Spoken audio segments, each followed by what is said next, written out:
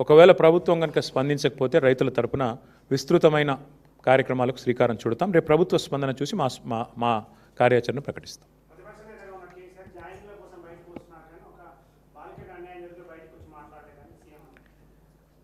ఇవాళ ప్రభుత్వంలో ఉన్నది కాంగ్రెస్ పార్టీ, కేంద్రంలో అధికారంలో ఉన్నది భారతీయ జనతా పార్టీ. ఈ అంశం మీద మీరు ఒక్కటి దయచేసి మేము మీడియాను కూడా ఈ విషయంలో మీరు ఏమనుకున్నా సరే, మీరు కూడా కళ్ళు చెవులు ముక్కు అన్నీ మూసుకున్నారు 4 రోజులు. అసలు ఒక స్క్రోలింగ్ కూడా వేయలేదు మీడియా. సిగ్గుపడాలి తెలుగు మీడియా. జాతీయ మీడియాలో వచ్చేదాకా తెలుగు మీడియా కనీసం సోయి కూడా లేదు. ఇంత సీరియస్ వైఖరి మీద, ఇంత సీరియస్ విషయం మీద అసలు ముఖ్యమంత్రి, కేంద్ర మంత్రి తోడు దొంగల మాదిరిగా ఇద్దరు తోడు దొంగలే.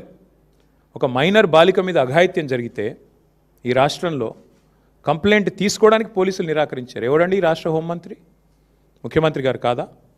ఆ అమ్మాయిని సతాయించి, తల్లిదండ్రులను సతాయించి 6 గంటలు పోలీస్ స్టేషన్లో కూర్చోబెట్టి వేధించి చివరికి కౌంటర్ కేసు పెట్టించారు. ఎవరు పెట్టించారండి ఈ రాష్ట్రంలో? వాస్తవం ఏంటి అసలు? ఆ మైనర్ బాలిక, ఆమె మీద జరిగిన అఘాయిత్యానికి సంబంధించి వాళ్ళ తల్లిదండ్రులకు చెప్పి బోరుమని ఏడిస్తే నిందితుని పట్టుకోవాల్సింది పోయి 9 రోజులు రాచమర్యాదలు చేసి కాపాడిన వెధవ ఎవడు? నేను అడుగుతా ఉన్నా ఈరోజు. ఎవరా వెధవ? ఇద్దరిలో తెలియదా ప్రజలకి? సిగ్గుపడాలా ముఖ్యమంత్రి? ఏమంటాడు మీ డీజీపీ? ఆయనకి ఏమైనా ఉందా తలకాయ అసలు? ప్రైమ్ మినిస్టర్ బందోబస్తులో బిజీగా ఉన్నాం అందుకే కేసు పెట్టలేదా? ప్రైమ్ మినిస్టర్ బందోబస్తు వచ్చినప్పుడు మొత్తం నేరస్తులందరికీ హాలిడే ఇస్తారా? 3 రోజులుగా సంపుకొనరబోయ్ అని చెప్పి మొత్తం రేవంత్ రెడ్డి గారు చెంచల్ కూడా బ్యాచ్మేట్స్ అందరికీ చెలరేగమని చెప్తారా? ఏం చెప్తున్నావు నాకు అర్థం కాదు. సిగ్గుందా అసలు ప్రభుత్వానికి? మేము 10 రోజులు మౌనంగా ఉన్నాం. ఎక్కడ ఒక అమ్మాయి విషయం కదా, సెన్సిటివ్ విషయం కదా అని మౌనంగా ఉన్నాం.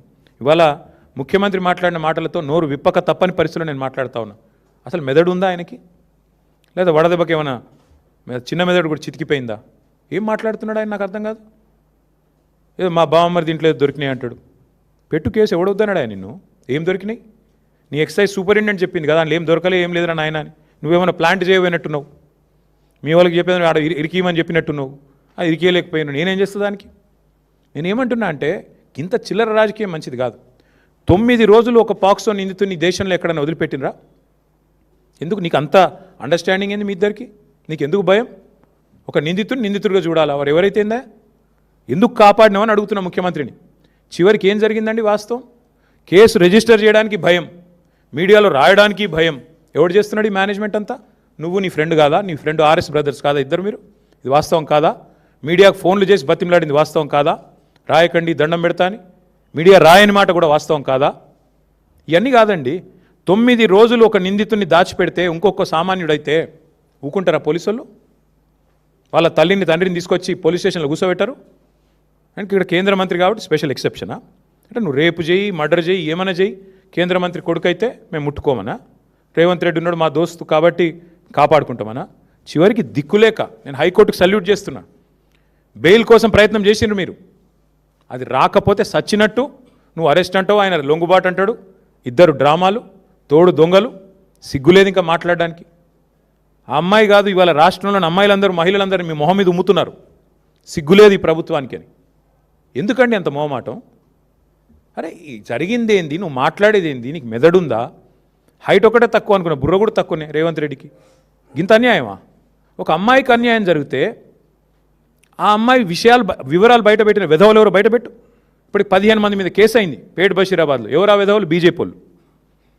ఆ అమ్మాయి హనీ ట్రాప్ అని రాసిన వెధవలు ఎవరు మీడియాలో? నేను అడుగుతున్నా, ఎవరు ఆ వెధవ మీడియా? ఏది హనీ ట్రాప్ అని చెప్పి మనీ ట్రాప్లో పడ్డ మీడియా ఎవరు? వాళ్ళని అడుగుతున్నా నేను. సిగ్గుందా మీకు అసలు? ఇజ్జతుందా? ఇంకా మాట్లాడుతున్నాడు ముఖ్యమంత్రి, కేంద్ర హోంశాఖ సహాయ మంత్రి. ఈయననేమో నేను పంపించిన నా కొడుకుని ఈయనంటాడు. ఆయన చేసిన ఘనకార్యానికి ఫస్ట్ పోలీసులు బరబర గుంజుకపోవాలి.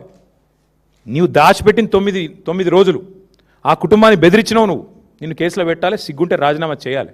ఇంకా మీదికెళ్ళి ఏదో చాలా ఇద్దరు శుద్ధపూసల్లాగా, సత్యసంధుల్లాగా, సత్య హరిశ్చంద్రుడు కజిన్ బ్రదర్స్ లాగా ఏదో యాక్టింగ్లు, మళ్ళీ మీదికెళ్ళి దానికి ప్రమోషన్లు.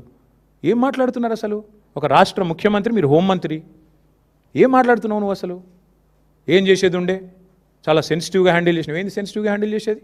ఎవడైతే పాక్సో నిందితుడు లోపల వేయాలి. మిగతా వాళ్ళకి ఇదే ట్రీట్మెంట్ ఉందా? 25 ఏళ్ళ జైలు శిక్ష పడుతుంది మిగతా పాక్సో క్రిమినల్స్ అందరికీ. 31 ఏళ్ళ జైలు శిక్ష పడ్డది ఒక ఆయనకి. మరి ఇవాళ ఇక్కడ ఒక్క దగ్గరనే స్పెషల్ ట్రీట్మెంట్ ఎందుకు భయపడుతున్నావు? మోడీ చెప్పిండా చెవులేమన్నా? ఎందుకు భయపడుతున్నావు? ఇంకా సిగ్గు లేకుండా నిన్న పనికిమాలిన మాటలు, పనికిమాలిన ఉపన్యాసాలు. నేను ఒకటే అడుగుతా ఉన్నా రేవంత్ రెడ్డిని, 9 రోజులు ఆ నిందితును కాపాడిన వెధవ ఎవడు?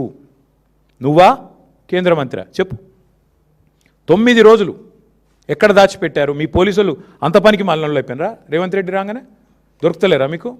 కరీంనగర్లో తుపాకులు పట్టుకొని పొద్దున పూట కాలిస్తే వాళ్ళని పట్టుకోవడానికి 15 రోజులు పడుతుంది నీకు. ఎంత దారుణం అండి. రాష్ట్రంలో శాంతి భద్రతలు ఈ స్థాయిలో ఉన్నాయి. నేను ఇంకొక మాట అడుగుతున్నా, బాధగా అడుగుతున్నా బ్రదర్. మొన్నటి ఎపిసోడ్ చూసిన తర్వాత ఈ రాష్ట్రంలో ఎవరన్నా షికాయత్ చేయడానికి ముందుకు వస్తారా బాలికలు? అంటే ఎవడైనా అవతలోడు పలుకుబడినోడైతే మనం పట్టుకోలేము, ప్రభుత్వాలు కలిసిపోతాయి. వల్ల నేను మా నాయకుడు ఆర్ఎస్ ప్రవీణ్ కుమార్ గారికి నేను హృదయపూర్వకంగా అభినందనలు చెప్తా ఉన్నాను. మా పార్టీ జనరల్ సెక్రటరీ, మాజీ ఐపీఎస్, అద్భుతంగా పోరాటం చేసిండు ఆయన. సెక్షన్లతో సహా ఏది ఎప్పుడు ఏంటి ఎట్లా పెట్టాలి మీడియాను ఎప్పటికప్పుడు అప్రమత్తం చేస్తూ ప్రజలకు చెబుతూ మా పార్టీ తరపున ఆ బాలికకు న్యాయం జరగాలని పోరాడింది మా ఆర్ఎస్ ప్రవీణ్ కుమార్ గారు. నేను ఆయనను కూడా పట్టుకొని మాట్లాడతాడు. ఆర్ఎస్ ప్రవీణ్ జడ్జా? ఆర్ఎస్ ప్రవీణ్ జడ్జి కాదు, కానీ భవిష్యత్తులో తప్పకుండా నీకు పాఠాలు చెప్పే రోజు వస్తుంది. అది కూడా చెప్తున్నాను నేను. వస్తుంది, ఆ రోజు కూడా వస్తుంది, ఎక్కువ రోజులు ఏం లేదు. ఎందుకంటే నాకు ఆశ్చర్యంగా ఉంది ఇవాళ రాష్ట్రంలో పరిస్థితి చూస్తుంటే. రేవంత్ రెడ్డి గారంట కూర్చొని పోలీసు ఉన్నతాధికారులతో సమావేశం పెట్టి దొంగలను ఎట్లా పట్టుకోవాలో చెప్తున్నాడట. నిన్ను పట్టుకున్నది వాళ్ళేనాయనా, మర్చిపోకు. దొంగలను ఎట్లా పట్టుకోవాలో పోలీసులకు బాగా తెలుసు. నీలాంటి దొంగల దగ్గర నేర్చుకోవాల్సిన అవసరం లేదు. నిన్ను పట్టుకున్నది వల వేసి ఉచ్చుబన్ని అందరూ అక్కడ కూర్చున్న వాళ్ళు నవ్వుకుంటా ఉండింటారు కామెడీగా, వీడు చెప్తున్నాడు ఏంద్రా మాకు అని. దొరికినోడు వీడు కూడా చెప్పేటోడు అయిపోయిందా అని. కాబట్టి ఈ ఎటకారాలు డ్రామాలు ఆపేసి ధాన్యం కొనుగోలు మీద దృష్టి పెట్టు. ఆ నిందితుడికి మేము గనక నోరు విప్పకపోతే ఆ బాలిక తరపున ఇవాళ అమ్మాయికి న్యాయం జరిగేది కాదు. ఇది వాస్తవం. హైకోర్టుకు నేను హృదయపూర్వకంగా ఆ అమ్మాయి తరపున, లక్షలాది మంది బాలికల తరపున ఈ రాష్ట్రంలో నేను సల్యూట్ చేస్తా ఉన్నాను. ఎందుకంటే మీరు సరైన నిర్ణయం తీసుకోవడం వల్ల విధి లేక ఇద్దరు తోడు దొంగలకి ఆ పిల్లగాన్ని తీసుకొచ్చి అప్పజెప్పాల్సి వచ్చింది వ్యవస్థకి, న్యాయ వ్యవస్థకి. లేకపోతే వీళ్ళు న్యాయం జరిగేది కాదు. మీడియా మౌనం, కేంద్ర మంత్రులు మౌనం, కేంద్ర ప్రభుత్వం మౌనం, రాష్ట్ర ప్రభుత్వం మౌనం. ఇన్ని వ్యవస్థలు ఒకటైతే కూడా చివరికి న్యాయ వ్యవస్థ వల్ల ఇలా అమ్మాయికి న్యాయం జరిగింది ఫైనల్గా. ఇంతకంటే ఎక్కువ నేను ఆ విషయంలో మేమేం రాజకీయం చేయలేదు, చేయబోము. కానీ ఎవరికి అన్యాయం జరిగినా మేము పోరాటం చేశాము 2.5 ఏళ్లలో. అది లగచర్లలో కావచ్చు, వెలుగుమట్లలో కావచ్చు, లేదా మా మహబూబ్ నగర్లో జరిగిన కూల్చివేతలు కావచ్చు, హైడ్రా విక్టిమ్స్ కావచ్చు, మూసీ బాధితులు కావచ్చు. మేమే కొట్లాడింది ఈ రాష్ట్రంలో. మళ్ళీ ఇప్పుడు రైతులకు అన్యాయం జరుగుతుంటే కూడా పోరాటం చేసేది మేమే, వారికి అండగా నిలబడేది మేమే. ఆ వెధవలు ఎవరైతే బయట పెట్టారో, హనీ ట్రాప్ అని వేసిన వెధవలు ఎవరైతున్నారో వాళ్ళను బయట పెట్టండి, వాళ్ళ మీద కేసులు పెట్టండి, లోపల నూకండి. అందులో బీఆర్ఎస్ఎల్ ఎవరన్నా ఉంటే ముఖ్యమంత్రి నేను సవాల్ చేస్తున్నా, బయటపెట్టు. నువ్వే కదా న్యాయ హోంమంత్రివి, చెప్పు బయటపెట్టు.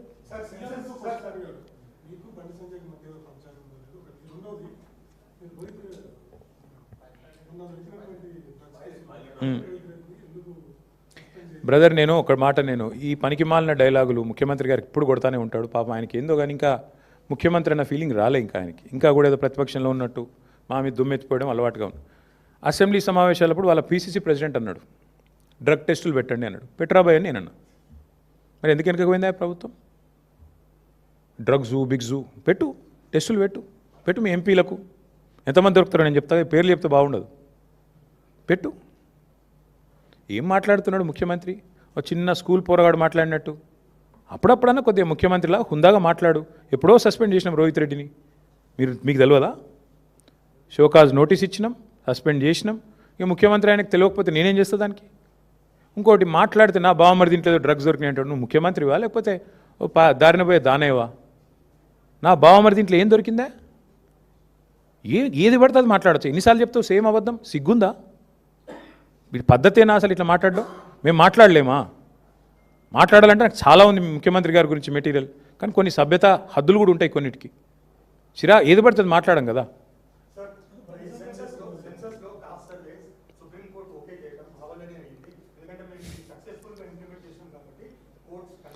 ఒక్క సోదరుడు ఈ రాష్ట్రంలో కులగణన బాగా జరిగిందని ఏ ఒక్క మనిషినన్నా చెప్పమనండి బ్రదర్. ఆఖరికి సర్వే చేసిన వాళ్ళు ఎవరైతే సర్వే చేసిన పిల్లలు వాళ్ళనన్నా చెప్పమనండి. ఎందుకంటే రేర్ మోడల్ అని చెప్పుకున్నాడు, ఏదో రేర్ మోడల్ అని చెప్పిండ్రు. తర్వాత ఏమైంది? 160 కోట్లు ఖర్చు పెట్టిండ్రు. చివరికి ఏం జరిగింది? 51% ఉన్న బీసీలను 46% తగ్గించారు. ఇదే రేర్ మోడల్. బీసీల గొంతు కోసి లేనోళ్ళని ఉన్నట్టు చెప్పి ఉన్నోళ్ళని లేనట్టు. నేను అందుకే అంటున్నా, నీ మోడల్ అంత గొప్ప మోడల్ అయితే ఇవాళ ఎవడెందుకు ఆమోదిస్తలేడు రాష్ట్రంలో?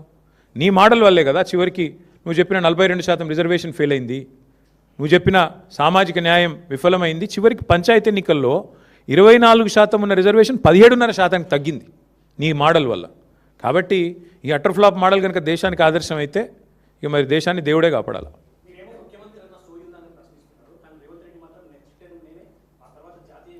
బ్రదర్, చిన్నప్పుడు నేను టీవీ చూసేవాడిని. బాగా చిన్నగా ఉన్నప్పుడు స్కూల్లో ఉన్నప్పుడు సీరియల్ వచ్చేది, ముంగేరి లాల్కే హసీన్ సప్నే.